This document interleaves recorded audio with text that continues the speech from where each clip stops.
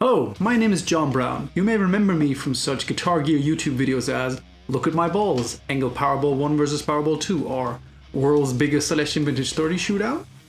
In the latter of those two videos, I took over 50 Celestion Vintage 30 types and shot them out against each other in an effort to bust a few myths about the Vintage 30 speaker. And if you haven't seen that video yet, what are you doing with your life? I'll link it up here.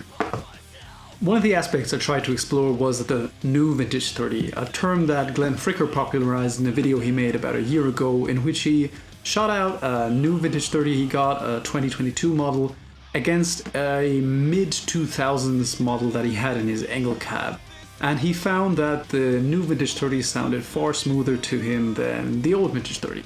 So I went out and bought two brand new Celestion Vintage 30s for my video, which turned out to be speakers from 2021. But they have the same clear dust caps as the speaker in Glenn Fricker's video, and they came packaged the same way.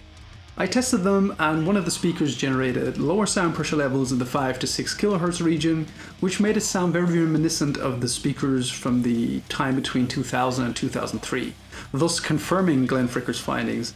The other speaker, though, was very much more in line with the sound of the speakers from the last 15 years, so a little bit of an unsatisfying result, which I put down to luck of the draw. But after all the tests were done, I was checking my spreadsheet to see which one of the speakers I could sell to acquire money that I can exchange for goods and services, that I noticed a pretty obvious difference between these two speakers that might explain why they sounded different.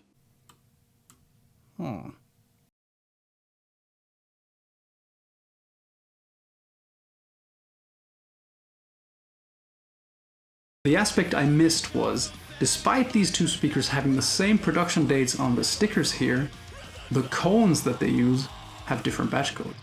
This speaker here, the smoother of the two, has a later batch code than this speaker that sounds much more like the Celestion Vintage 30 of the last 15 years.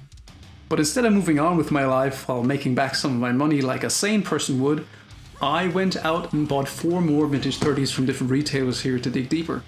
All 4 of these speakers here were made in 2022. 2 of them have the exact same production date as the speaker in Glenn Fricker's video, February 25th, 2022, and the other 2 speakers were made in December 2022. They all have clear dust caps and they all were packaged the same way. I'll be using the same test setup I did in the large videos, with the speakers going into this Gossman SG ISO cab here, and I'll be reamping a distorted riff through the speakers, and I will be making room EQ wizard sweeps using this power amp here to generate frequency response graphs so that we can compare visually how the speakers differ. Not only am I going to test the 4 new speakers from 2022, I'm going to include the 2 2021 speakers from the previous test, as well as a speaker from the year 2000 as a reference for that era, and a speaker from 2019 as a reference for that era, so that we have more tonal references. One short disclaimer though, this is the same test up as the original test, but the original test is 3 months ago, and I've moved things back and forth since, so the settings on the power amp might not be the exact same as they were before, and I got a new interface in the meantime, so we won't be able to compare these results one-to-one to the large test. And because of that, I'm going to use a different amp this time. I'm using the Victory Kraken here, and I'll be using a different riff because I'm sick of hearing the old one. Enough talking, let's get into it. Right, back at my desk, I've reamped the riff, I've done the sweeps, and while the sweeps were being plotted or the frequency response graphs were plotted, I already noticed something that made me form a theory that is my own and belongs to me. And if that turns out to be true during this analysis, then I might even try my hand at some clickbait thumbnails. Of course, you will know this at this point, but yeah. Let's take a quick look at all the graphs first. Okay, what we're looking at here is the Room EQ Wizard sweeps of all 8 speakers, or 2019 reference or 2000 reference, and the 6 new speakers, the 2 2021s, and the 2 February 2022s and December 2022s. And for now, I just want to look at this so we know what frequency bands to listen to. We can see here the low end and the low mids pretty much all follow the same shape. There's a small volume difference in the very low end here, but generally they follow the same shapes all the way up to this area in the high mids here between 2 and 4K as it was in the test before. The curves start to diverge a bit, and in the presence and brilliance range it starts to go nutty. But I want to point out one thing here, which is again, the 5 to 6 kilohertz region. And for me, that was really the area where the early 2000 speakers really stood out. They generated lower sound pressure levels in the 5 to 600 kilohertz region. But we can see here, there's quite the spread here. They're not all down there with the year 2000 reference. Some of them are up here. But I'm getting ahead of myself a bit. At least we know now what frequency bands to listen to. Let's check out the reamped riffs and compare them. Now, if you've watched the previous video, you already know this setup here. I have this instance of Nugen Audio AB Assist here that allows me to switch back and forth between two tracks seamlessly, so we have a decent reference to compare. I have an instance of Brainworks VX Cleansweep Pro on the master that allows us to apply aggressive high and low pass filters to really zone in on certain frequency bands. And I have this instance of Voxengo Span here that generates live FFTs of the tracks being played. Let's start off by comparing our two references here. A is the year 2000 speaker, or the year 2000 reference, I should say, and B is the 2019 reference. After that, I'm going to go through each and every speaker, first comparing it to the year 2000 reference, and after that then the year 2019 reference. And I'm going to try to evaluate if the given speaker sounds closer to the year 2000 reference or closer to the year 2019 reference to me. Let's compare our references to each other first. A is the year 2000 speaker and B is the year 2019 speaker.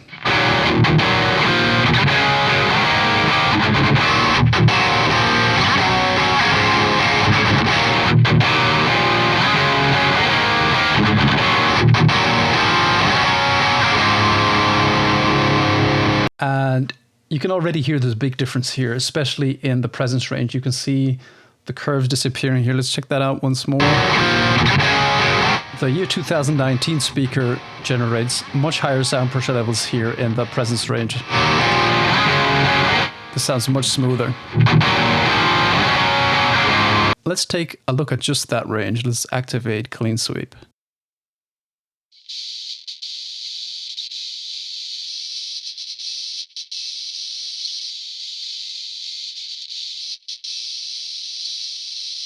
The 2019 speaker sounds a lot more fizzy to me. Okay, let's start with the two speakers that we know already, the 2021 speakers. Let's start with speaker 49, which was the one that sounded a little smoother and a little closer to the year 2000 speakers in the last test. Let's compare first to the year 2000 reference and then to the year 2019 reference. A is speaker 49 from 2021 and B is the reference always.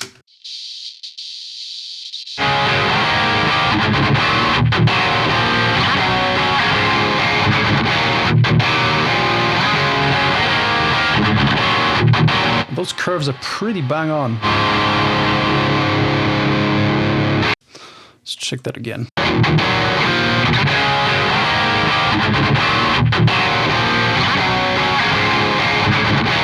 Okay, let's compare speaker 49 to the year 2019 reference.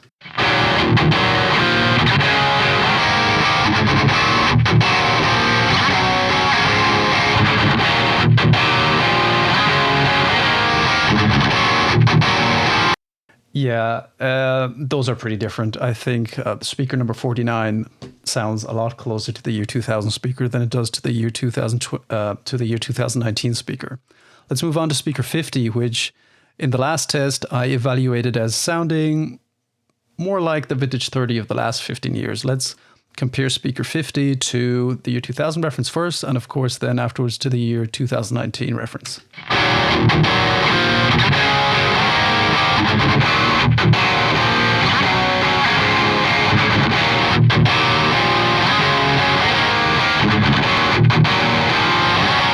Okay, versus 2019.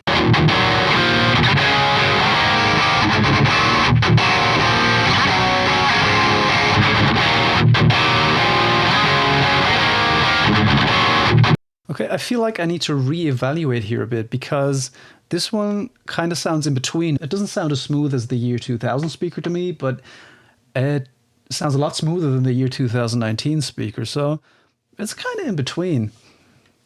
Let's check out the new speakers now. Let's start with the two from February 2022, which, at least according to the stickers on the speakers, are from the same batch that the speaker was in Glenn Fricker's video. I've labeled them February 2022 A and B, so just to tell them apart, let's start with the first one here. Compare that to the year 2000.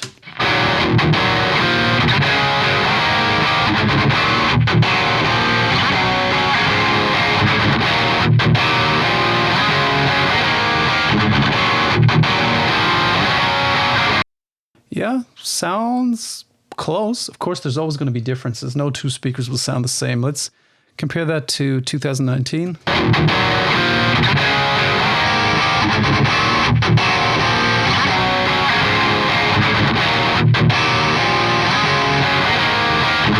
Definitely closer to the year 2000. Let's compare the other speaker from that batch to our two references. So February 2022 B versus 2000 first, and then 2019.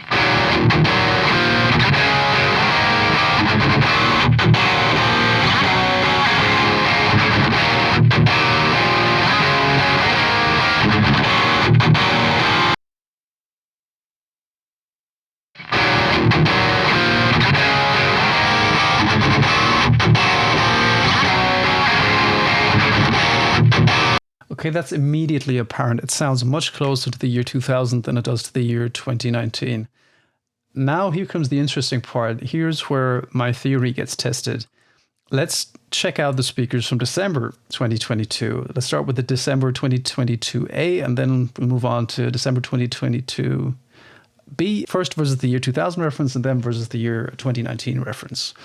Let's go. Man, this mouse sucks.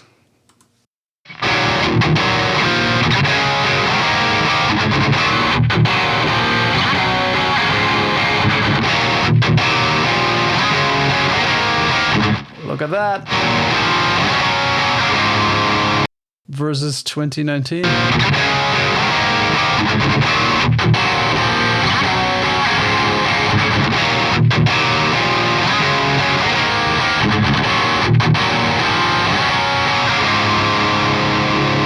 Yeah, I'm not going to say anything about that. Let's check out the other speaker from that batch versus the year 2000.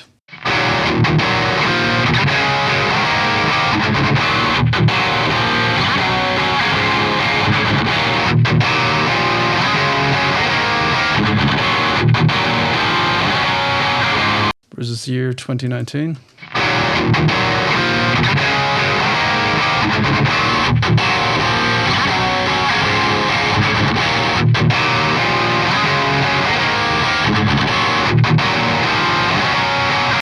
Okay, that one sounds closer to the year 2019 to me too, but not as close as December 2022A. That sounded dead on like the 2019 speaker to me. Okay, let's look at the curves here. What I'm displaying now is just the two references. The year 2019 speaker is shown in purple here, and the year 2000 speaker is shown in this greenish petrol, is that what you call it, color here? And we can see here there's a big difference between 5 and 6K here. And as I mentioned before, that was really the aspect that made the early year 2000 speakers, 2000 to 2003, stand out to me. In fact, let's zoom into that area. I wouldn't pay much attention to the stuff that's going on of 8K here. That always got messy, and I'm not sure that really contributes a huge amount to the tone. But we're looking at this area specifically here. Let's one by one check out the 6 speakers on the test. Let's start with the year 2021A, which is speaker 49 from the big test, which I always thought sounded a lot closer to the year 2000, to the early 2000 speakers here. Let's bring that in green. And you can see here in the presence range, it's bang on with the year 2000 speaker. Not much more to say there. Let's look at the other speaker from the big test from 2021, speaker number 50, which I said sounded a lot closer to the more recent vintage 30s to me. Let's bring that in. Unfortunately, that's also a shade of purple, but it's here. And again, I think I need to reevaluate my assessment here, because, or reassess my evaluation. Anyway, I've changed my mind about that a bit. It sits in between. It's not as smooth as the year 2000 speaker. but it's not as harsh as the year 2019 speaker. Let's look at the 2022 speakers. Let's start with the ones from February from the Glenn Fricker batch. February 22A. Much like in the listening test, it sits pretty close to the year 2000 speaker, far away from this bump here. Let's check the other speaker from that batch, 2022 February B. An orange here. Seems to sit a bit higher. Let's get both in. But still, I'd say closer to the year 2000 speaker than the 2019. Now here's where I'm testing my theory. Let's look at the December 2022 speakers. Let's start with A, which is orange. And oh, look, it has even more presence than the 2019 speaker. Not good. Maybe it's an outlier. Let's check out the second one, 2022 December B. Oops, it's right there with the 2019 speakers. Now, what does that mean?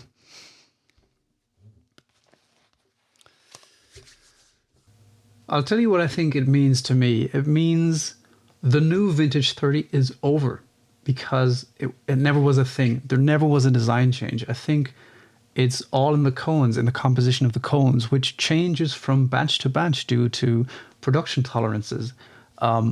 Why do I believe it wasn't a thing?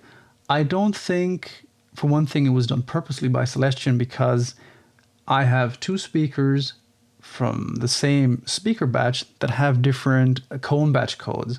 And if I was going to introduce a design change, it doesn't make sense to introduce this mid-batch. I'd want a clear separation between batches. And these are consumer-grade guitar speakers, nothing in the automotive industry. If the speaker fails, nobody's going to die. But still, just from a quality assurance standpoint, I would like to be able to trace the parts where the change was made, just if something goes wrong, to be able to recall them or identify the bad batch. That's not the case here.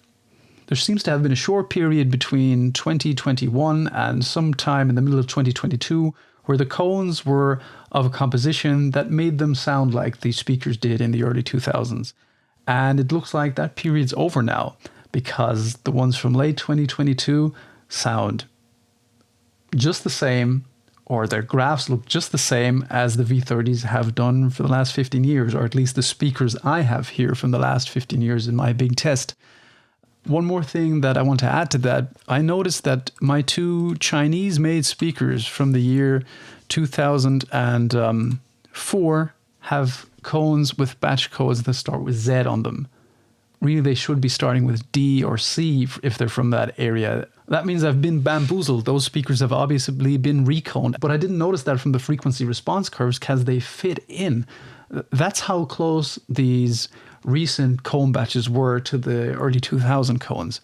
One thing I have to say though is my sample size is really too small to draw any definitive conclusions. It could be that I just had two outliers from December 2022. Maybe the ones after that sound smooth again, but I don't think so. I don't think there's a conspiracy here.